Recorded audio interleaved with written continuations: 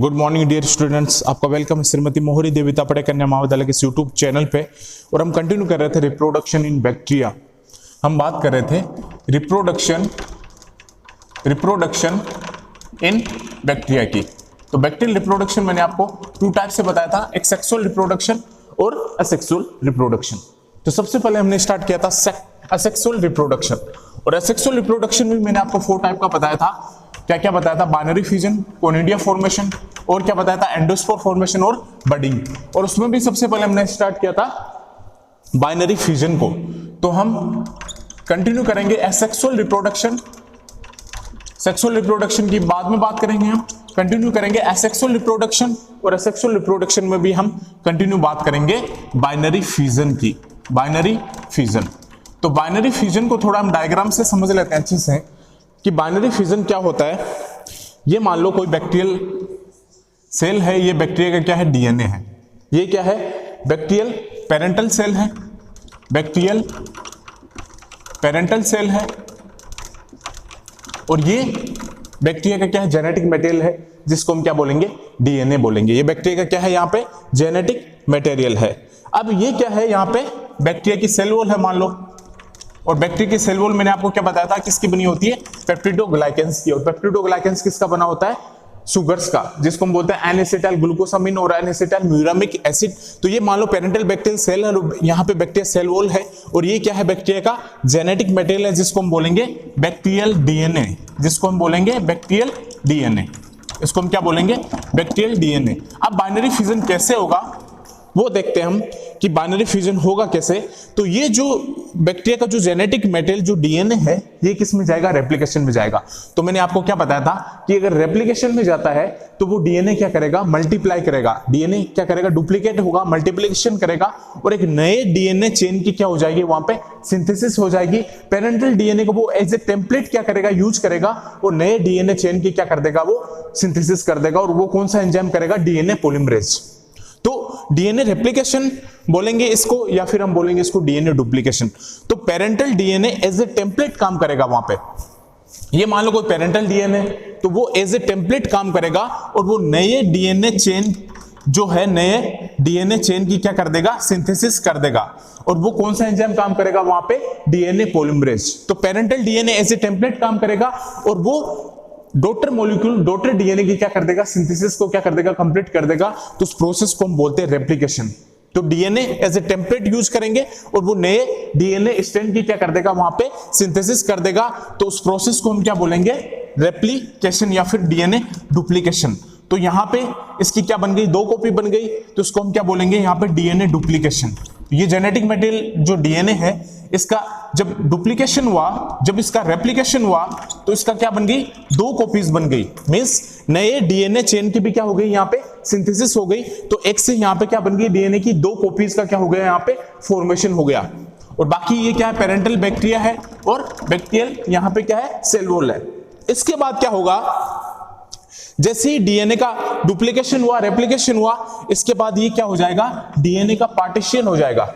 DNA का अगर partition हो जाएगा तो डीएनए ऐसे हो जाएगा, इनके 2 पोर्शन में क्या बढ़ जाएगा? डीएनए। ये जो डीएनए इसका पार्टीशन हो जाएगा, तो ये 2 क्या बन जाएगा? 2 पार्ट में क्या हो जाएगा? ये डिवाइड हो जाएगा। और जब ये 2 पार्ट में डिवाइड हो जाएगा, ये बैक्टीरियल सेल वॉल है, और ये जब 2 पार्ट में डिवाइड हो जाएगा, इसको हम लिखेंगे डीएनए पार्टीशन। डीएनए का क्या हो गया? पार्टीशन हो गया।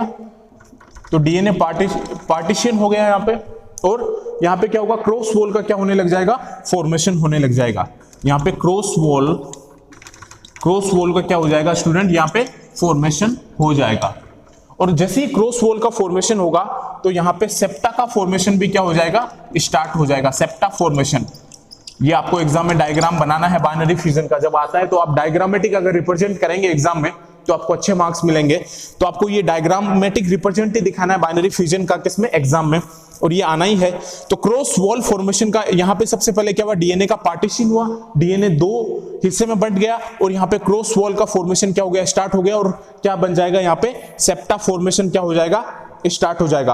अब जैसे ही यहाँ पे सेप्टा फॉर्मेशन स्टार्ट हो जाएगा, तो ध्यान से देखना आगे क्या होगा कि जैसे ही यहाँ पे सेप्टा फॉर्मेशन स्टार्ट हो जाएगा, तो यहाँ पे ये जो डीएनए है ये 2 हिस्से में चला जाएगा।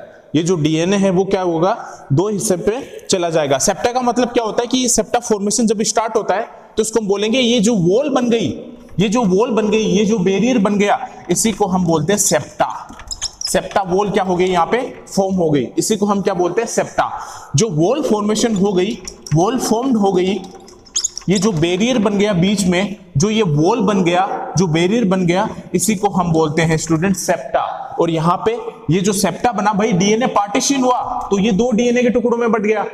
यहाँ एक डीएनए था, उसके बाद डुप्लीकेशन हुआ, दो बने, इसके बाद वो पार्टीशन किया, पार्टीशन करने के बाद यहाँ पे दो हिस्से में बट गया और वो दो हिस्से अलग अलग उसमें चले गए। मींस यहाँ पे सेप्टा का क्या हो गया, फॉर्मेशन हो गया, तो यहाँ पे क्या हो गया, वॉल का फॉर्मेशन हो गया। और जब ये सेपरेट हो जाएंगे, अब ये क्या हो जाएंगे, सेप्टा बन गई तो ये हो जाएंगे सेपरेट, और ये सेपरेट होके क्या बना देंगे, न्यू डॉटर सेल। और दो डॉटर सेल का क्या हो जाएगा, फॉर्मेशन हो जाएगा। और दोनों डॉटर सेल के पास क्या रहेगा स्टूडेंट, डीएनए रहेगा। दोनों डॉटर सेल के पास क्या रहेगा, डीएनए रहेगा। तो यहां पे बन जाएगी न्यू डॉटर सेल। ये क्या बन गया, न्यू डॉटर सेल्स बन गई। ये दोनों क्या बन गई, यहां पे न्यू डॉटर सेल्स। अब हमने स्टार्ट तो किया था एक सेल से बैक्टीरिया की, और हमें यहां मिल गई दो बैक्टीरियल सेल। भाई मैंने कहां से स्टार्ट किया था, एक बैक्टीरियल सेल से मैंने क्या किया था, स्टार्ट किया था, और हमें मिल गई यहां पे दो बैक्टीरियल सेल। तो सिंगल सेल डिवाइड होता है टू इक्वल सेल में। क्या है बाइनरी फ्यूजन का मतलब, बाइनरी फ्यूजन का मतलब यह है कि सिंगल सेल डिवाइड होता है टू इक्वल सेल में, टू इक्वल डॉटर सेल में, उसको हम बोलते हैं बाइनरी फ्यूजन। तो मैंने सिंगल सेल से स्टार्ट किया था और मुझे मिल गई दो इक्वल सेल, तो उसको मैं क्या बोलूंगा, बाइनरी फ्यूजन। क्योंकि सबसे पहले हमारे पास एक जेनेटिक मटेरियल, एक डीएनए था बैक्टीरिया का, ये बैक्टीरियल पेरेंटल सेल है, बैक्टीरियल सेल वॉल है, और ये क्या है, यहाँ पे बैक्टीरियल डीएनए है।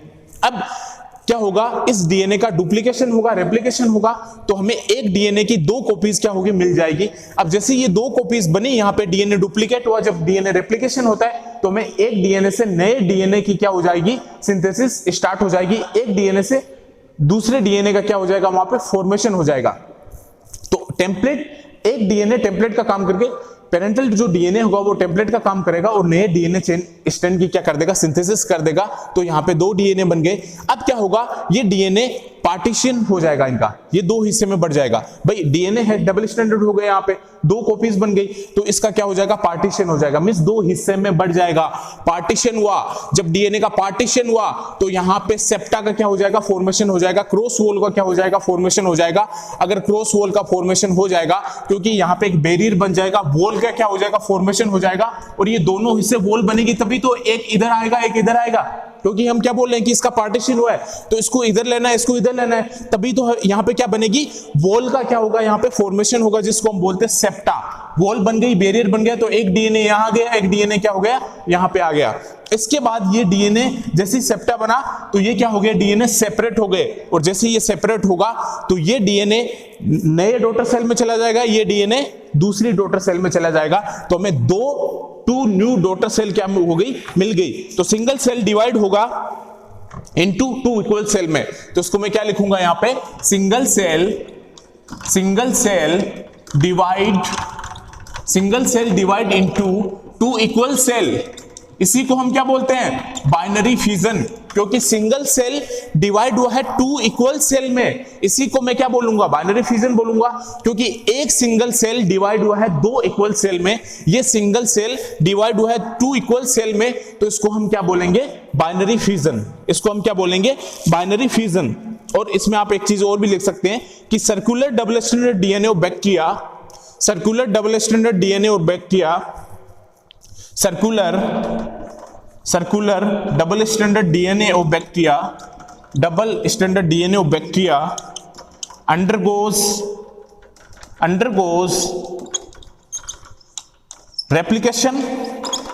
undergoes replication, वो किस में जाएगा, रेप्लिकेशन में जाएगा, undergoes replication, whereas both the strands separates, whereas